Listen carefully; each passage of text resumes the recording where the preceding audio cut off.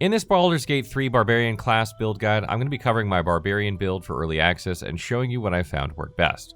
I'll be doing more build guides at the launch of Baldur's Gate 3, but for now, let's look at how you can use a Barbarian effectively in the first act of the game.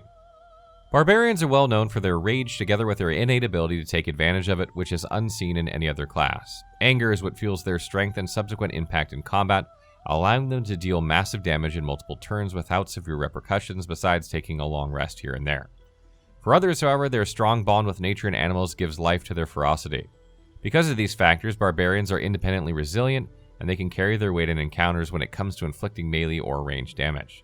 This makes them highly skilled warriors. Barbarians are proficient in simple and martial weapons and shields, but they can't don heavy armor unlike fighters. However, this shouldn't be an issue given how durable they are thanks to their high constitution and decent armor class. In this section, we'll take a look at how to set up your barbarian during character creation for best results. You don't have to follow this to the letter, and this will likely change at the full launch of the game. However, this will hold you in good stead during early access. For background, choosing the one that provides you with the athletic strength skill should be acceptable since Constitution doesn't have skills related to it anyway.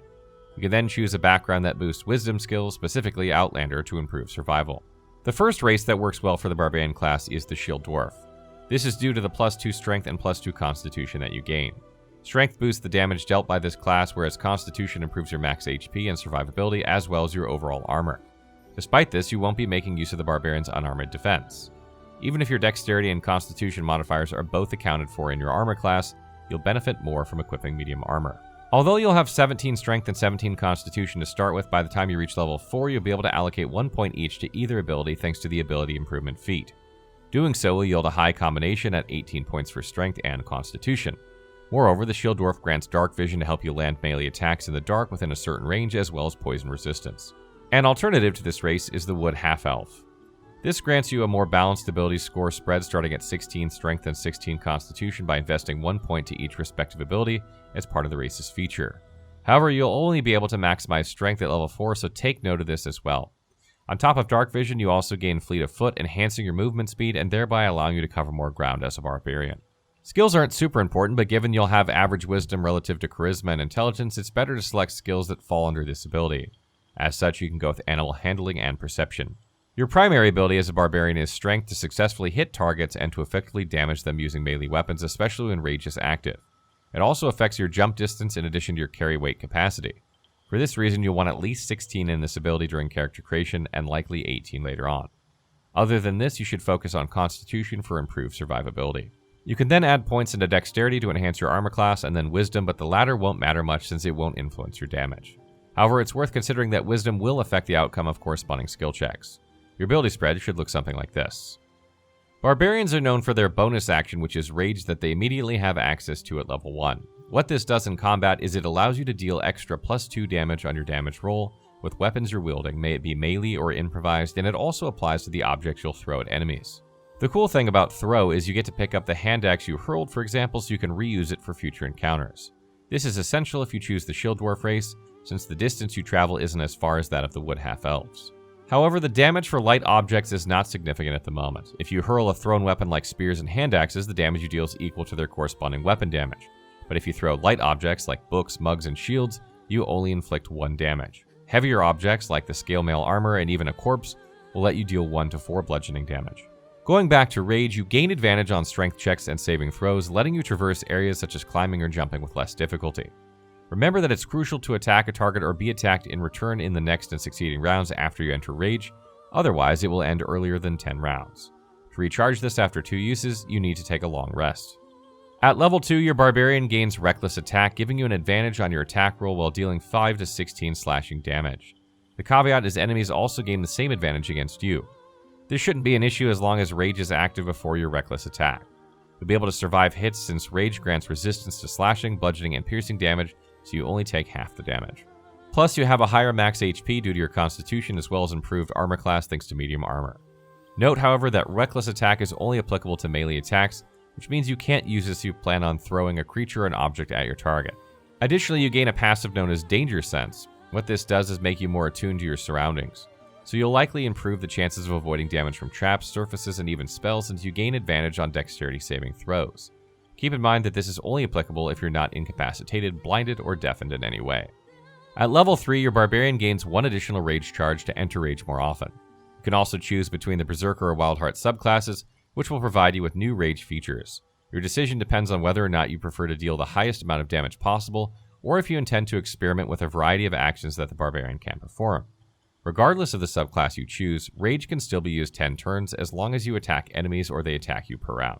As a Berserker, your Rage transforms into Frenzy, which opens up a lot of different options. Frenzy treats improvised weapon attack as a bonus action rather than an action. You even gain access to other bonus actions like Frenzied Strike and Enraged Throw.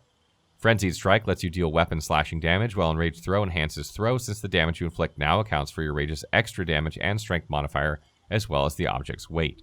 As such, you'll deal higher damage while knocking enemies down, and you'll no longer become susceptible to exhaustion, unlike in D&D 5th edition after Frenzy ends. Because of this, you won't gain a disadvantage on ability checks, nor will your movement speed be cut in half. Conversely, Wildheart calls the aid of a spirit animal to help fuel your rage and gain additional abilities. You're also able to speak with animals due to the spell of the same name, no matter what spirit animal you select. In Baldur's Gate 3, you could choose from the following 5 bestial hearts. Bear Heart improves resilience and durability by gaining resistance to all damage except psychic damage, so this includes spells as well as physical damage. Moreover, you can heal yourself with unrelenting ferocity. Eagle Heart inflicts disadvantage on the enemy's attack of opportunities against you, which reduces the chances of getting hit when you move within their line of sight. You can also use Dash as a bonus action. Additionally, you gain Diving Strike to lunge on an enemy and deal slashing damage. However, you have to be at least 1.5 meters above them, otherwise you can't use this action. Elk Heart boosts your movement speed, which you need especially if you've chosen the Shield Dwarf race. You can also charge into enemies and render them prone with Primal Stampede. Tiger Heart boosts your jump distance and lets you attack 3 enemies at once, similar to Cleave with Tiger's Bloodlust. This also inflicts damage over time with Bleed. However, you're not likely to kill or notably weaken enemies because they will each take only half of your weapon's damage. Wolfheart buffs your allies by granting advantage on their melee attack rolls, provided that they hit enemies who are near you. They also gain extra movement speed with Inciting Howl. Between these two subclasses, the Berserker provides you with greater damage since you're able to attack twice in your turn. This is due to the bonus actions you gain rather than the single action you could perform if you were to choose the Wildheart subclass. At level 4, you can choose your feat where you'll be taking ability improvement to place 1 point into Strength and Constitution amounting to 18 each. Doing so will not only boost your attack and damage rolls due to the +4 strength modifier you gain, but also bring your max HP to 49, which is huge.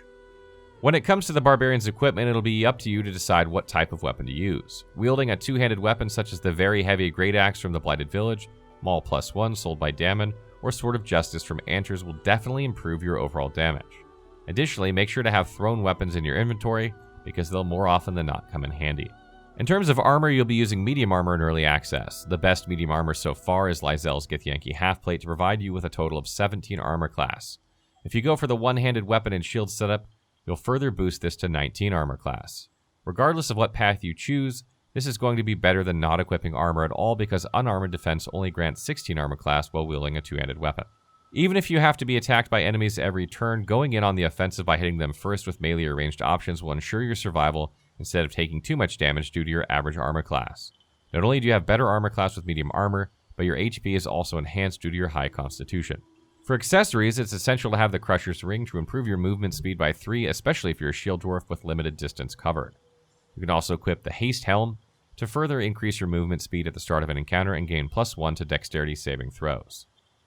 Final tips. The Barbarian is a very heavy-hitting class that's made all the more effective thanks to Enraged Throw and improvised melee weapon.